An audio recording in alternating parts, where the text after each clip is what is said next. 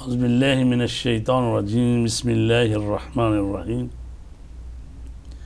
نحمدہ ونصلی علی رسولہ الکریم وعلی آلہ الطیبین الطاہرین المعصومین اما بعد فقد قال اللہ تبارک وتعالی فی کتابہ المجید والفرقان الحمید وقولہ الحق یا ایہا الذین آمنوا لا تأکلوا اموالکم بینکم بالباطل الا ان تکون تجارتا عن تراض، اے ایمان والو تم آپس میں ایک دوسرے کا مال ناحق طریقے سے نہ کھایا کرو مگر یہ کہ آپس کی رضامندی سے تجارت کرو تو کوئی حرج نہیں۔ عزیزان گرامی، پروگرام آگاہی میں آج حسب معمول وہی موضوع اسلام کا اقتصادی نظام جس پر ہم نے پچھلے 2 پروگرام کیے ہیں اور آج کا یہ تیسرا پروگرام ہے۔ اس سے پہلے والے پروگراموں میں ہم نے اسلام کا اقتصادی نظام مجموعی ایک اجمالی سا جائزہ لیا اور ہم نے اقتصاد کی تعریف کی اور دنیا میں جو رائج اقتصادی نظام ہیں ان کا کچھ جائزہ لیا، جو مکتب اقتصاد ہیں ان کو ہم نے دیکھا اور اس طرح سے کچھ خصوصیات ان کی ہم نے بیان کی، اور آج جو گفتگو ہو رہی ہے وہ اسی گفتگو کو جاری رکھیں گے، اور حسب معمول ہمارے مہمان عزیز جناب حجت الاسلام علامہ سید نجم الحسن نقوی صاحب ہمارے ساتھ تشریف فرما ہیں۔ ہم ان کے بہت مشکور ہیں کہ وہ بڑی محنت سے اسلام کے اقتصادی نظام کی تشریح کر رہے ہیں، تو قبلہ میں آپ کو خوش آمدید کہتا ہوں پروگرام میں، شکریہ۔ اور آپ کچھ بیان فرمانا چاہیں، ابتدائی گفتگو کرنا چاہیں تو نہیں انشاءاللہ چلتے ہیں تفصیل۔ تو عزیزان محترم، ہم وقت ضائع کیے بغیر سوال کرتے ہیں قبلہ مولانا سے۔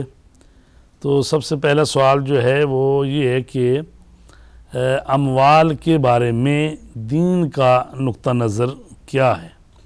جی بسم اللہ۔ جی بسم اللہ الرحمن الرحیم۔ عرض یہ ہے کہ اپنے ناظرین کی خدمت میں بھی عرض کیا ہم نے، بطور کلی ہم جائزہ لے رہے ہیں کہ وہ کلیات جن کی بنیاد پہ دین ایک جامع اور ایک ہماگیر اقتصادی نظام کی بات کرتا ہے، اور کیسے ممکن ہے کہ یہ ساری کائنات جو ایک نظام پہ دلالت کرتی ہے، اس کا ذرہ ذرہ جو ہے وہ ایک خدا کی حکمتوں اور اس کے مشیت کے سسٹم کے ماتحت جو ہے وہ حرکت میں ہے، تو کیسے ممکن ہے کہ ایسا دین جو وہ اقتصاد کے بارے میں کوئی بنیادی اس کے اصول نہ ہوں۔ اصول ہیں یقیناً، اور میں جوڑوں گا اس بات کو گزشتہ اپنی بحث کے ساتھ اس انداز سے کہ عرض کیا کہ انسانی روابط کی اقسام جو ہیں وہ 4 طرح سے ہیں، اس میں ایک رابطہ جو ہے وہ دین کے ساتھ ہے، اللہ کے ساتھ ہے۔ تو اللہ کے ساتھ رابطے کے کچھ بنیادی اصول اور مفاہیم ہیں جن کو سمجھنا ضروری ہے۔ ان اصولوں کی روشنی میں ایک نقطہ نظر یہ ہے کہ انسان کا جو تعلق ہے عالم کیا کہتے ہیں طبیعت کے ساتھ، اس کو دین کس نظر سے دیکھتا ہے۔ اس اعتبار سے جو اموال ہے، انسان کا جو سرمایہ ہے، دین اس کو کس زاویے سے دیکھتا ہے؟ آیا دین اس کو منفی نگاہ سے دیکھتا ہے یا مثبت نگاہ سے؟ تو اتفاق یہ ہے کہ ہم دیکھتے ہیں کہ بہت ساری روایات اور بہت ساری بعض آیات اس معاملے میں بہت ہی مثبت نقطہ نظر ہے، یعنی اگر اہداف معین ہوں دینی اعتبار سے تو ان اموال کو دین جو ہے وہ بہت ہی مثبت نگاہ سے دیکھتا ہے۔ مثلا قرآن کریم میں ارشاد ہے، بسم اللہ الرحمن الرحیم، وَلَا تُؤْتُوا السُّفَهَاءَ أَمْوَالَكُمْ الَّتِي جَعَلَ اللَّهُ لَكُمْ قِيَامًا، اپنے اموال کو سفہاء کے ہاتھ میں نہ دے دو، ان اموال کو اللہ نے تمہارے لیے قیام کا ذریعہ بنایا ہے۔ بہت ہی خوبصورت مطلب ہے دونوں ہی۔ اچھا، یعنی اموال کو خدا کہتا ہے کہ تمہاری زندگی کو باقی رکھنے، اس کو قائم کرنے کا سبب ہم نے قرار دیا ہے، لہٰذا اس کو سفیہ انسانوں، سفیہ کا اگر ہم ماہر انسانوں کے بول دوں، وہ اس کو یہ کہہ سکتے ہیں جو نااہل ہیں، جی جو متخصص نہیں ہیں، جو اموال کو صحیح استعمال کرنا نہیں جانتے، لہٰذا اموال کو ایسے ہاتھوں میں ہونا چاہیے جو ان کا درست اس کی سرمایہ، میچور ہوں، جو مالی اعتبار سے. جی جی بعض ہوتے ہیں نا بچے، ابھی ان کو پتہ نہیں ہے، ان کو 100 دو 200 دو، وہ ایک ہی مرتبہ جا کے جی جی. تو ایک مصداق تو اس کا دیتے ہیں. بچے ہیں، جی ایک ممکن ہے بڑے ہوں لیکن اہل نہ ہوں، لیکن اہل نہیں ہے، اہل نہ ہوں، اہلیت نہ رکھتے ہوں اموال کو. سفی تو ظاہر وہی ہے نا جو جی اس جی. کے پاس عقل نہیں ہے، جی جی دماغی طور پر وہ صحیح نہیں ہے، جی جی. سفی آدمی.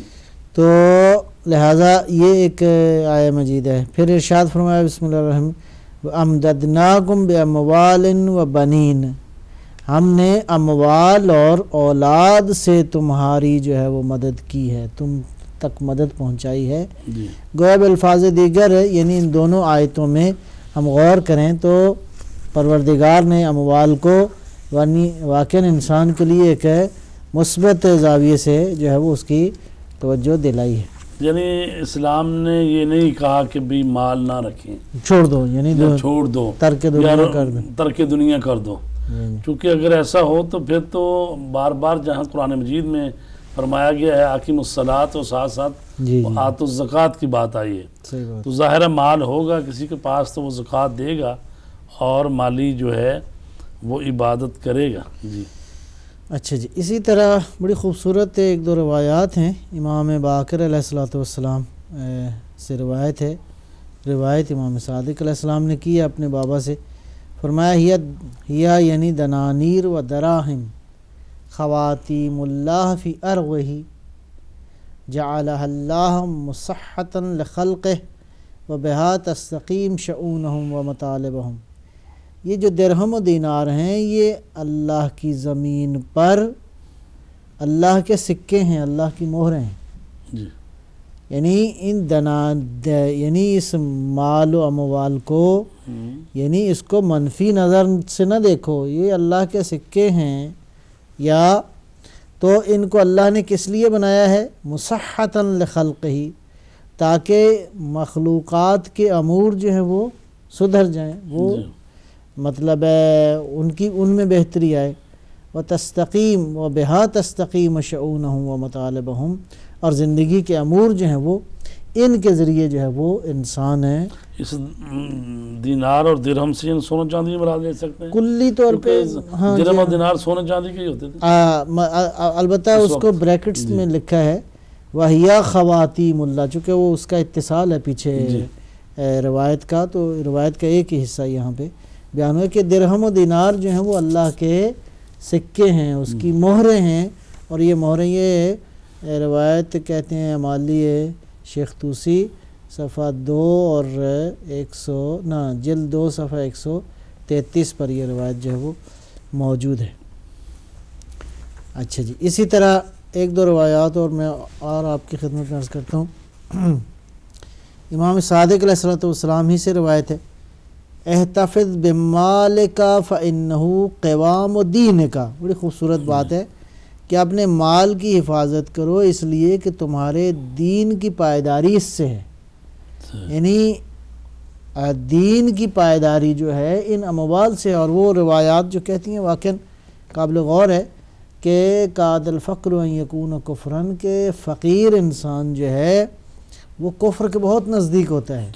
یعنی بالفاظ دیگر اگر اس کو سادہ لفظوں میں کہا جائے کہ اسلامی نقطہ نظر سے فقیر یعنی کافر، یعنی فقر جو ہے وہ انسان کو بے دینی کی طرف جلدی لے جاتا ہے، شیطان کے چنگل میں انسان.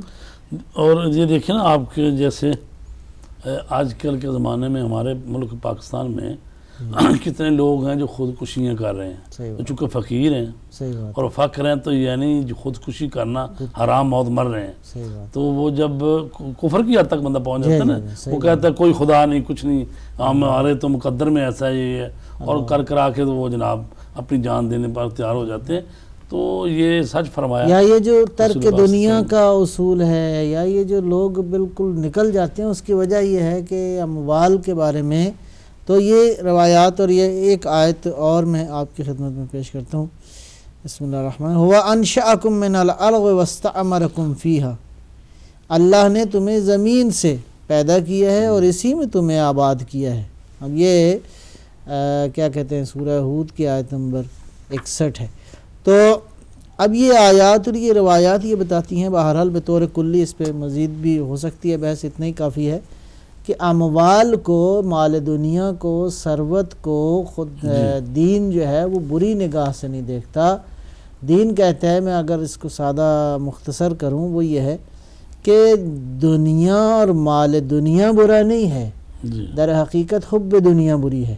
قرآن مجید میں ہے نا جو حب الخیر لشدید والی بات، جی جی جی جی، یعنی اس خیر بھی کہا گیا ہے قرآن مجید میں مال کو، اور اس سے جن لوگوں کو شدید محبت ہے ان کی مذمت کی گئی ہے، اور کہا گیا ہے کہ جو سونا اور چاندی جوڑتے رہتے ہیں اور اللہ کی راہ میں خرچ نہیں کرتے، قیامت کے دن یہی سونا چاندی پگھلا کر ان کی پیشانی پر، ان کی پشتوں پر ان کو داغا جائے گا. فبشرہم بعذاب علیم، تو ان کے لیے عذاب کی بشارت دے دیجیے. تو اصل میں یہ ہے کہ دنیا جو ہے اور جو مافیا دنیا میں جو کچھ ہے، یہ کہ سارے کا سارا جو ہے انسان کے لیے ہدف نہ بن جائے، بلکہ یہ ذریعہ رہنا چاہیے تاکہ انسان جو ہے اپنی آخرت کو سنوارنے کے لیے اس دنیا سے استفادہ اٹھائے، اور جو بھی مال و دولت ہے اس کو اسی طرح خرچ کرے جس طرح اللہ تبارک تعالیٰ چاہتا ہے. تو پس اس سے نفرت کرنے کی کوئی وجہ نہیں ہے. ہاں، نفرت اس وقت ہونی چاہیے جب کوئی اسی کو مقصد بنا کے بیٹھ جائے، تو اس وقت اس کے کردار سے پھر بھی نفرت ہونی چاہیے، بلکہ نہ کہ یہ مال سے تو نفرت نہیں ہوتی. بعض علماء کہتے ہیں کہ خداوند عالم نے یہ جو حسن و جمال اس کائنات میں پیدا کیا ہے وہ مومن کے لیے ہے. جی ٹھیک ہے نا جی. اب مومن اگر اس سے ترک کرے، اس سے دوری اختیار کرے، تو اس کا مطلب یہ ہے کہ نہ وہ اس طرح کی نفی جو ہے اس کا دین حکم نہیں دیتا. دین کہتا ہے کہ نہیں، ہاں ان سے استفادہ کرو، اور استفادے کا اس انداز سے کرو کہ اس سے تمہاری دنیا آباد ہو اور آخرت بھی آباد ہو. دنیا بھی حسنتاً فی الدنیا والآخرہ، ربنا آتنا فی الدنیا حسنہ وفی کیا ہے، ربنا آتنا فی الدنیا حسنۃ وفی الآخرۃ حسنہ وقنا عذاب النار. تو وہ یہ ہے کہ دین کہتا ہے دنیا بھی حسین ہو اور آخرت بھی حسین ہو. یہ نا کہ انسان اور دنیا یہ جو کچھ پیدا کیا ہے زینت اور یہ جو چیزیں ہیں دنیا کی، یہ اللہ تبارک تعالیٰ نے حقیقت میں تو مومن کے لیے پیدا کی ہے. صحیح بات. ہاں جی، تو لہٰذا اس سے نفرت کرنے کی کوئی وجہ نہیں ہے. تو قبلہ یہ تو ہوگی بات کہ دین کا نقطہ نظر کیا ہے دنیا اور اس کے جو اموال اور درہم و دینار. البتہ رسول پاک صلی اللہ علیہ وسلم نے فرمایا بھی ہے، ڈرایا بھی ہے کہ مجھے جو امت سے میری سے جو مسئلہ مجھے زیادہ ڈر ہے وہ اس بات سے ہے کہ یہ دینار اور درہم کی غلام نہ بن جائے. صحیح بات. ہاں جی، وہ بہرحال جہت جو ہے وہ مد نظر رہنی چاہیے. میں سمجھتا ہوں توازن کی ضرورت کی ضرورت ہے، اور معاشرے کا ہر فرد جو ہے وہ اپنا رول اس کو چاہیے اقتصادی فعالیت میں جو بنتا ہے اس کو ادا کرے. اور پھر یہ ہے کہ جس شخص کی اقتصاد بہتر نہیں ہے وہ بیچارہ کتنا بھی اپنے طرف سے پڑھا لکھا ہو، وہ کہتے ہیں نا جنہوں کی کوٹھی دانے انہوں نے کملے بھی سیانے. مثلا جی کہ جن کے پاس چار پیسے ہوتے ہیں تو وہ چاہے عقل و شعور سے گئے گزرے بھی ہوں تو وہ اپنے آپ کو سیانے ہی سمجھتے ہیں. ٹھیک ہے. اور جو لوگ بیچارے جن کے پاس اقتصادی طور پر حالت خراب ہے، تو یہ تو فرد کی بات ہے، تو معاشرے کی بھی اور ملکوں کی بھی اسی طرح بات ہے. آج کل وہی ملک جو ہیں وہ سینہ سپر کر کے کھڑے ہیں جو کہ جن کی اقتصادی حالت بہتر ہے. اور اگر اقتصادی حالت بہتر نہ ہو تو ظاہر ہے کہ پھر طرح طرح کی شرطیں یہ عالمی بینکوں کی ماننی پڑتی ہیں، اور وہ پھر کہتے ہیں کہ جناب اس کے ریٹ بڑھاؤ، بجلی کے بڑھاؤ، پانی کے بڑھاؤ، یہ کرو، اور یہ شرائطیں ہیں، پھر ہم آپ کو قرضہ دیں گے. تو ظاہر ہے کہ اقتصادی جو ہے حالت وہ اگر بہتر ہو جائے فرد کی، معاشرے کی، ملک کی، تو وہ اپنے قدموں پر کھڑا ہو سکتا ہے. تو قبلہ اگلا سوال یہ ہے کہ سرمایہ کاری جو ہے اس کو ذرا بیان کریں کہ دینی اعتبار سے جو سرمایہ کاری کرنا ہے وہ کیسا ہے؟ جی میں عرض کروں گا اسی سے غالباً پہلی بات کا اگلا مرحلہ ہے. جی جب دین اس دنیا کے اموال کو، دنیا کے منابع کو، دنیا کے اندر موجود ثروت کو کیا کہتے ہیں مثبت نگاہ سے دیکھتا ہے تو اس کا معنی یہ ہے کہ انسان اپنی ما یحتاج قوت لا یموت، اور جو انسان کی مادی ضروریات ہیں اس کو پورا کرنے کے لیے ان ذخائر سے استفادہ بھی کرے. جب استفادہ کرنے کی بات آئے گی تو اس کا مطلب یہ ہے کہ ان منابع کو کیا کہتے ہیں مصرف تک پہنچانے کے لیے، اپنی ما یحتاج کو پورا کرنے کے لیے ظاہر ہے کہ اس میں انویسٹمنٹ کی ضرورت ہے، سرمایہ کاری کی ضرورت ہے. نبی مکرم اسلام صلوات اللہ السلام علیہ کی ایک حدیث یاد آ گئی کہ حضرت نے ارشاد فرمایا کہ مجھے تمہارے گھر میں موجود فقر کا کوئی خوف نہیں، مجھے اصل خوف یہ ہے کہ تمہارے گھر میں حکمت نہ ہو. بہت ہی خوبصورت فرمان ہے. اور اگر اس کے دائرے کو ہم تھوڑا سا وسعت دیں تو ساری امت مسلمہ کی جو ہے نا کیفیت اس حدیث میں بیان کی گئی ہے کہ اصل فقر نہیں ہے. فقر وہاں پہ ہوتا ہے جہاں پلاننگ نہیں ہوتی، جہاں انویسٹمنٹ نہیں ہوتی، جہاں منصوبہ بندی نہیں ہوتی، جہاں مینجمنٹ نہیں ہوتی. اس کو اس حکمت کے معنی میں ساری مفاہیم آ جاتے ہیں.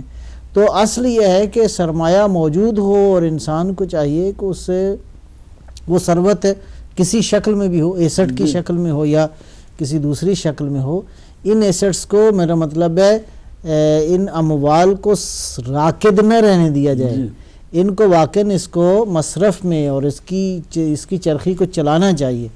نتیجتاً ہم دیکھتے ہیں کہ بعض چند ایک روایات میں اس ضمن میں امام صادق علیہ الصلوۃ والسلام کی روایت ہے، بہت ہی خوبصورت مطلب ہے. میں اختصار سے بسم اللہ الرحمن الرحیم فرماتے ہیں فکر یا مفضل فی ھذا المعادن وما یخرج منها الجواہر المختلفہ.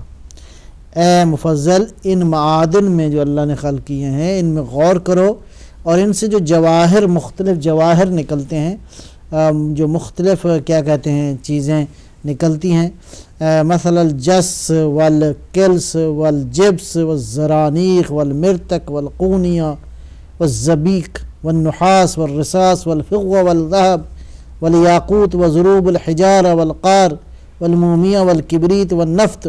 بہرحال اس میں کچھ چیزیں تو واضح یہ مختلف ہے کیا کہتے ہیں معادن کے اسماء جو ہیں وہ، یہ نفط کی بات نفط بھی ہے اسی میں، تیل کا بھی ذکر ہے. اس وقت امام جعفر صادق کے زمانے میں بہرحال ہوگا کوئی نہ کوئی نقطہ، کوئی ہے امام کی نظر وغیرہ ذالک. یعنی اس میں کیا کہتے ہیں گچ کی مختلف شکلیں ہیں، اس میں کیا کہتے ہیں پتھروں کی مختلف صورتیں ہیں، اس میں تانبے کا ذکر ہے، اس میں سونے اور چاندی کا ذکر ہے، پھر نفط کا ذکر ہے. تو ضروب الحجارہ مختلف کیا کہتے ہیں اس کی قسمیں ہیں پتھروں کی، اور کیا کہتے ہیں اس کی حجر کی. جی تو یہ مختلف قسمیں ہیں وغیرہ ذالک مما سنگ مرمر یاقوت، یہ سارے پتھروں کی مختلف قسمیں ہیں. تو یہ معادن ہیں مما یستعملہ الناس فی معاربہم، کہ انسان جو ہے اس کو اپنی ضروریات کے لیے جو ہے وہ استعمال کرتا ہے. آگے فرماتے ہیں فَهَلْ يَخْفَ عَلَى ذِي عَقْلٍ أَنَّ هَذِهِ كُلُّهَا ذَخَائِرُ ذُخِرَتْ لِلْإِنسان. کیا یہ انسان کوئی صاحب عقل یہ کہہ سکتا ہے کہ یہ اللہ نے ذخیرہ ایسے ہی کیا ہے؟ یہ ایسے ہی ذخیرہ نہیں کیا، یہ اس کو انسان کے لیے پروردگار نے خلق فرمایا ہے. اور انسان کا فریضہ کیا ہے؟ يَسْتَخْرِجُهَا فَيَسْتَعْمِلُهَا عِنْدَ الْحَاجَةِ إِلَيْهَا، کہ جب اس کو ضرورت ہو تو میرا مطلب کوئی ایسا سسٹم بنائے کہ ان کو میرا مطلب ہے ان سے استفادہ کرے. وہ ہے نا جی سخر لکم ما فی الارض، جی جو کچھ ہے زمین میں تمام خزانے تمہارے لیے ہیں. یقیناً اسی کی تشریح ہے نا جی. معصوم نے تو اسی بات کو قرآنی مفہوم کو اس انداز سے بیان کیا ہے کہ ساتھ کافی سارے معادن کا ذکر کیا ہے کہ یہ مختلف چیزیں ہیں جو انسان کو چاہیے کہ اس سے یا مثال کے تو امام علی علیہ السلام سے روایت ہے لیس فی المال الصامت نفل، مال راکد جو ہے، راکد مال میں کوئی رشد نہیں ہوتا، کوئی اس میں اضافہ نہیں ہوتا، نفل کوئی اضافی چیز نہیں آتی. یا پھر امام صادق علیہ السلام سے پھر روایت ہے، فرمایا ما یخلف الرجل بعدہ شیئا اشد علیہ من المال الصامت. اللہ اکبر. انسان مرنے کے بعد اگر کوئی چیز سب سے بری چھوڑ کے جاتا ہے تو مال راکد ہے. اپنی زندگی میں ایسی اموال اور ثروت چھوڑ گیا ہے جس کا کوئی فائدہ نہیں ہے، راکد ہے کوئی. میرا مطلب ہے مال کو ہونا چاہیے. اور یہ بڑی خوبصورت بات ہے. میں سمجھتا ہوں کہ صرف توجہ دلاؤں گا کہ ہمارے ہاں جو ایک حکم ہے الحمدللہ مکتب اہل بیت علیہ السلام میں، اور لوگ اس پہ عمل بھی کرتے ہیں، وہ خمس کے اموال ہیں. اور حقیقت میں اگر یہ خمس کے اموال اگر راکد نہ ہوں، کہیں میرا مطلب ایسا سسٹم ہو کہ یہ کہیں انویسٹ ہوں اور اس کے بعد اس کے فائدے کو کہیں مصرف کیا جائے، تو ایک ایک اکائی کر کے تو ساری دنیا سے فقر ختم ہو سکتا ہے واقعا. لیکن اس پر اگر سب وہ لوگ تو کہتے ہیں، لیکن علماء کرام اس کی اجازت نہیں دیتے. کہتے ہیں زکوٰۃ اور خمس یہ جو چیزیں کہی ہیں اور ان کے لیے مصرف قرآن نے واضح بیان کیے ہیں کہ یہ کن کن کو جائے گی یہ چیز، تو یہ ظاہر ہے کہ ان کی ملکیت ہے. تو لہٰذا اگر کسی کی ملکیت کو بغیر اجازت کے آپ کسی فیکٹری میں، کارخانے میں یا کہیں لگانا چاہیں تو اس کی اجازت دیتی نہیں. میں وہی عرض کر رہا ہوں کلی طور پہ. اب بہرحال یہ تو میدان تو فقاہت کا ہی ہے.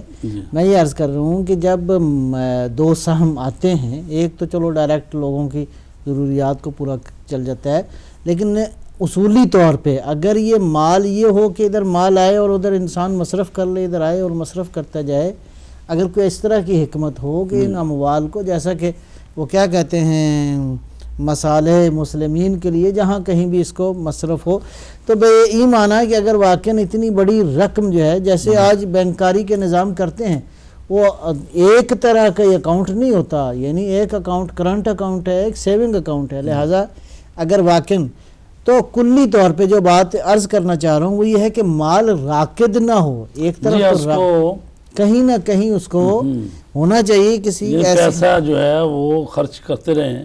ہاں جی، یعنی کاروبار میں لگائیں. جی جس کا کوئی نتیجہ. قلت لہ، میں نے عرض کیا مولا کیف یصنع بہ، تو مال راکد کا کیا کریں؟ فرمایا فقال یجعلہ فی الحائط والبستان والدار، تو اس سے گھر بناؤ، اس سے باغ بناؤ، اس سے مطلب فیکٹریاں لگاؤ، اس سے اور جو تمہاری ما یحتاج ہے تو اس سے میں جو ہے وہ استعمال کرو. امام سجاد علیہ السلام سے روایت کا ایک حصہ ہے، استمناء المال تمام المروہ، یعنی مال کی رشد و نما جو ہے وہ انسان کی مروت ہے، یعنی انسان کی جوان مردی اسی میں ہے کہ اس مال میں نشو و نما ہو. یعنی جوان مردی اسی میں ہے کہ یہ مال راکد نہ ہو، یہ خالی انسان اس کو کھانے پینے پہ صرف نہ کرے، بہرحال اپنی ضرورت پوری کرے، اس سے اضافہ جو ہے وہ بہرحال اس انداز سے ہونا چاہیے. تو بہرحال کلی طور پہ بات یہی ہو گئی. دوسرے مرحلے میں یہ جب ہم سرمایہ کاری کہتے ہیں تو اس سے مراد جو ہے وہ ذرا ایک دو جملے میں بتا دیں ذرا، سرمایہ کاری یعنی کیا؟ ابھی آپ نے معدنیات کی مثال دی اور دوسری مثالیں دی ہیں کہ یعنی ان کا استخراج کرنا چاہیے، معدنیات کو نکالنا چاہیے، اس کو سرمایہ کاری کہتے ہیں. یعنی سرمایہ کاری کو مزید ذرا وضاحت دیں. میں عرض کرتا ہوں زمین کے جو منابع ہیں وہ دو طرح کے ہیں. بعض ایسے ہیں کہ جو میرا مطلب ہے کیا کہتے ہیں ان کو استعمال کرتا ہے انسان، ختم ہو جاتے ہیں، استعمال کرتا ہے ختم ہو جاتے ہیں. کچھ ایسے ہیں جو مستقل ہیں، جو استعمال کرتا ہے ختم ہو جاتا ہے، جیسے پھل ہیں، اناج ہے، جیسے مرغیاں ہیں، جیسے بھیڑیں ہیں، انڈے ہیں، یہ چیزیں. اچھا، اب ان کو ظاہر ہے کہ اس کے لیے کوئی ایک جگہ ہے جس سے یہ رشد ہوتی رہتی ہے اور انسان کے استعمال میں آتا ہے، اور یہ ہر موسم میں، ہر فصل میں جدید نئی چیزیں آتی ہیں. اور کچھ چیزیں نظام قدرت ایسا ہے. کچھ ایسے ہیں جو معادن ہیں، زیر زمین ہیں، نفت ہے، تیل ہے، علی حاصل قیاس. وہ بڑھتے تو نہیں جتنے ہیں. ہاں وہ ہیں، اور وہ انسان ختم وہ ہوتے ہیں تو اس کو ختم ہو جاتے ہیں، وہ یعنی وہ بڑھتے نہیں ہیں. البتہ اس میں سائنسی طور پہ یہ ثابت ہے کہ بڑھتے ہیں، لیکن ان کا بڑھنے کی جو رشد ہے وہ صدیوں پہ محیط ہے.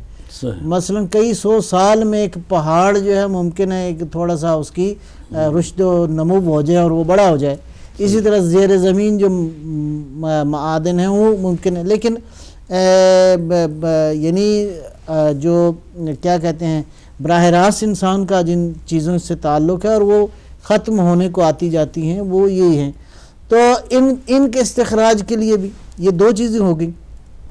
اس کے لیے بہرحال کن چیزوں کی ضرورت ہے؟ اس کے لیے پیسے کی ضرورت ہے، اس کے لیے مشینری کی ضرورت ہے، اس کے لیے انسان کو جانوروں کو کام میں لانے کی ضرورت ہے، اس کو انسان کو کیا کہتے ہیں ذہنی طور پہ تفکر کی ضرورت ہے، اس کو مینیج کرے، اس کے لیے پلاننگ کرے، منصوبہ بندی کرے. پھر وہ جو 3 مرحلے ہیں، تولید کا مرحلہ ہے، پھر اس کے بعد کیا کہتے ہیں نقل و انتقال توزیع کا مرحلہ ہے، ڈسٹریبیوشن کا مرحلہ ہے، پھر تیسرے اگلے مرحلے میں کنزمپشن ہے. تو ان سارے کے لیے قوانین کی ضرورت ہے، اداروں کی ضرورت ہے، مال و اموال کی ضرورت ہے، اور یہ سارا سسٹم.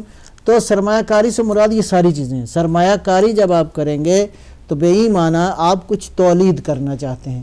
جب آپ تولید کرنا چاہتے ہیں تو آپ کے پاس سے دیکھا جائے گا کہ آپ کے پاس کیا کیا چیزیں موجود ہیں. آپ کے پاس خالی پیسہ ہے تو اس کو تولید کے لیے آپ کیسے استعمال کریں. آپ کے پاس خالی زمین ہے، اس کو تولید کے لیے کیا کیا جا سکتا ہے، یا افرادی قوت ہے، یا اور کچھ نہیں ہے، خالی آپ کے پاس سوچنے کی صلاحیت موجود ہے. تو آج تو الحمدللہ انسان نے بہرحال یہ قابل تعریف ہے کہ انسان نے ہر فرد کو اس سارے سسٹم کو ڈیولپ کرنے کے لیے ہر فرد جو ہے وہ اپنی سطح پہ کہیں کسی کی فکر ضروری ہے، کہیں کسی کا مال جو ہے وہ کام آ جاتا ہے، کہیں کسی کی افرادی صلاحیت انسان کی بدنی صلاحیت کام آ جاتی ہے، کہیں اس طرح کی. تو یہ ساری چیزیں مل کر منابع زمینی سے ان کو اس انداز سے میرا مطلب ہے کسی سسٹم میں رکھا جائے تاکہ تولید ہو اور انسان تک جو ہے وہ اس کی ضروریات ہوں. ماشاءاللہ بڑی اچھی گفتگو ہو رہی ہے کہ بلا ایک چھوٹی سی بریک پر جا رہے ہیں، اس کے بعد حاضر ہوتے ہیں. بسم اللہ. محترم ناظرین چھوٹی سی بریک کے لیں، اس کے بعد دیکھتے رہیے پروگرام. آگے ہیں.